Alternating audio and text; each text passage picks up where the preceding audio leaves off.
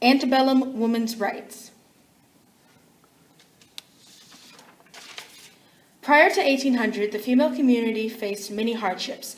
Women did not have the right to own property, vote, or keep wages. Women also received a poor education and had no say in family or community matters. However, as time went on, a few factors caused change in the female community.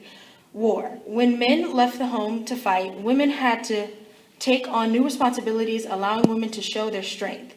A higher education allowed women to understand their oppression and demand for better, and the Declaration of Sentiments, which made a formal demand for the rights of women as individuals to be acknowledged in society. People to remember are Susan B. Anthony, 1820 to 1906. She fought for civil rights for women, developed and led national women's suffrage organizations, and worked to gain passage of New York's married women property law. Another person to remember is Elizabeth Cady Stanton, 1815 to 1902. She was a suffragette and a leading figure in antebellum women's rights movement. She's written voluminously and spoke on behalf of women's rights, and also co-created the Declaration of Sentiments. Another person to remember is Sojourner Truth. She was a women's rights activist and abolitionist, traveled the country speaking for antebellum women's rights, and one of her most famous speeches is "Ain't I a Woman?" It was a speech in 1851 at a women's rights convention.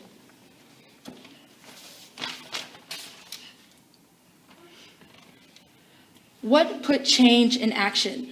Women essentially had a gender enlightenment. Women began to gain jobs important to American development. Women received a higher education and applied their knowledge. Women began to gain self-value and a sense of female pride, also known as feminism, and women began to band together and support one another. What was the end result? Well, upper-class women, the home and family became a woman's domain. Middle-class women, working class, and farm women sought employment in growing factories. And for slave women, Upper South slave women became extremely vulnerable to separation due to demand in Lower South, which made emancipation increasingly less likely. So positive, negative, or both. This was the beginning of the women's rights movement, which eventually led to the 19th Amendment. Even though progress was made, there would still be a long way to go. As time went on, new problems are also seen in the female community, and women's issues would be overlooked at times when the country began to face other issues such as slavery.